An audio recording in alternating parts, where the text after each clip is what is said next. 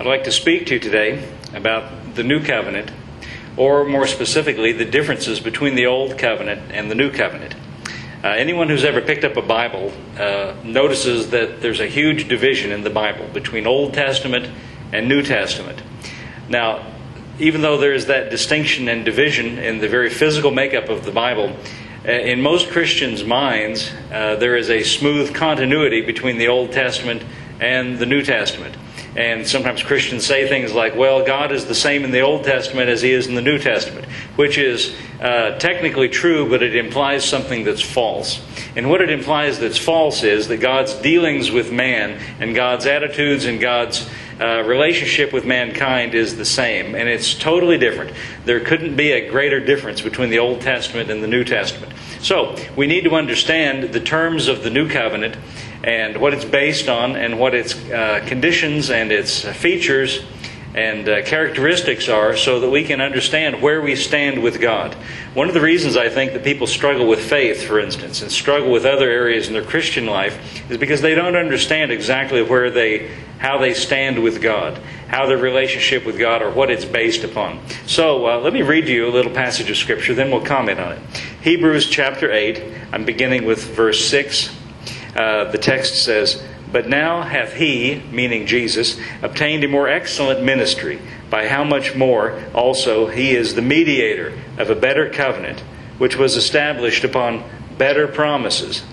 For if that first covenant had been faultless, then should no place have been sought for the second.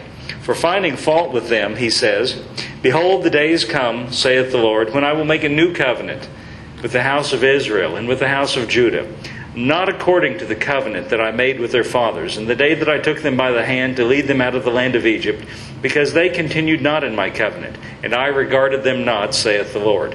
For this is the covenant I will make with the house of Israel after those days, saith the Lord. I will put my laws in their mind, and I will write them in their hearts. And I will be to them a God, and they shall be to me a people.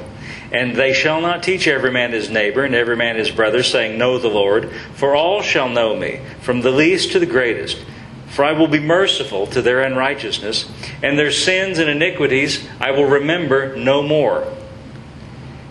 In that He saith a new covenant, He hath made the first old. Now that which decays and waxes old is ready to vanish away. Now in this passage of Scripture, which is very important, by the way, in describing the differences between the Old Covenant and the New Covenant, I see four important points in this passage of Scripture. Number one, the covenants are not the same. This was stressed several different times. In verse 8 he said, verse 7 he said, For if that first covenant had been faultless, there should have been no place sought for a second. In verse 9 he says, Not according to the covenant I made with their fathers. This new covenant is not like, or not according, or not in the same way as that covenant I made with their fathers when I led them out of the land of Egypt. And finally, in verse 13 he says, when he says a new covenant, He's made the first old. So the first point I see in this passage is the covenants are not the same. By the very fact that God says, I'm making a new covenant, He has automatically made the first one old, meaning obsolete or out of date or no longer in use. So the covenants are not the same. Number two, the new covenant has a true mediator.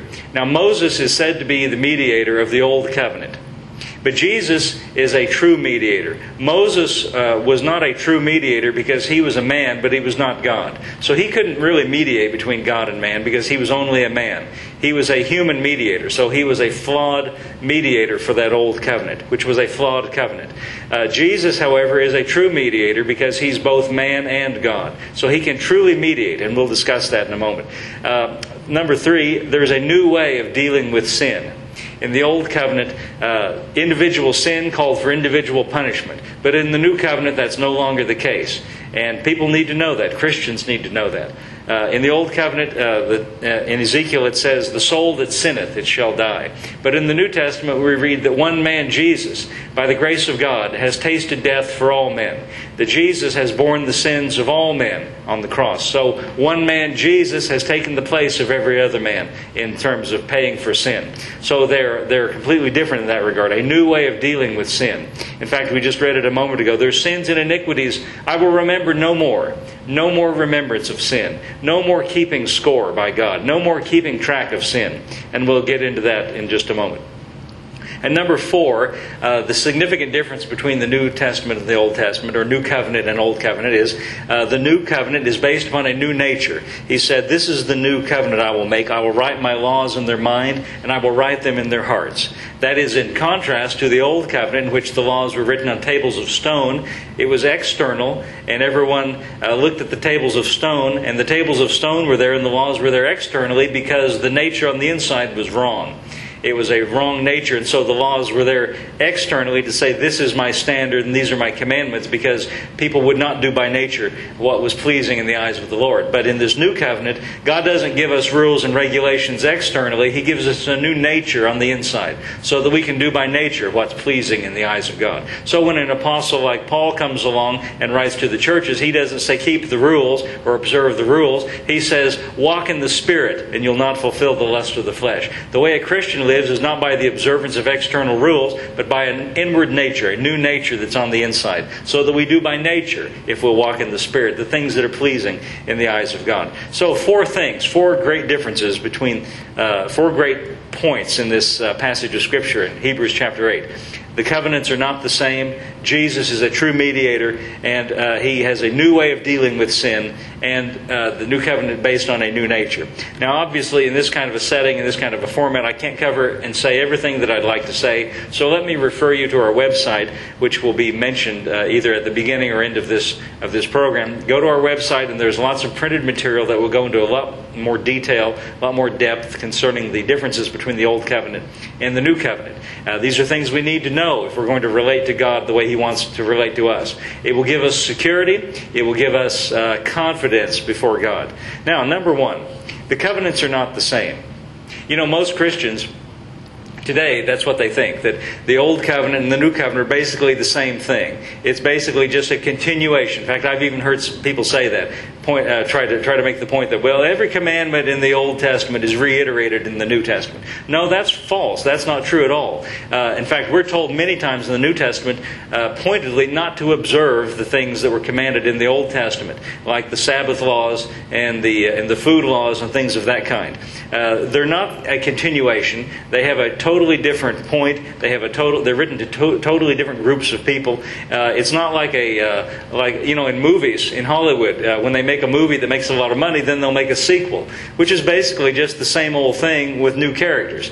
I remember when I was in high school, and I shouldn't tell you this because this sort of dates me and you'll know how old I am. When I was in high school, the movie Rocky came out with Sylvester Stallone, and I went to see that, and I thought that was a good movie. I really enjoyed it. It was a good movie. And not long after that, it made a lot of money, so they made Rocky 2. Well, I went to Rocky 2. And you know what? Not to put it down, but Rocky 2 is basically just Rocky 1 with a few new characters.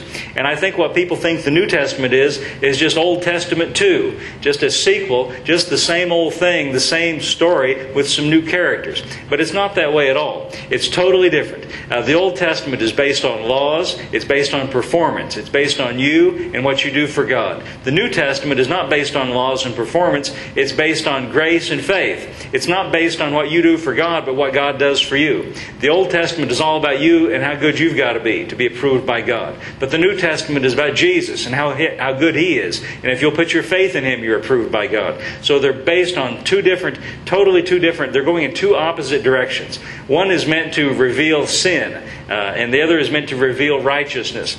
The Old Testament is not a sequel. The New Testament is not a sequel to the Old Testament, and they are not alike in any way, shape, or form.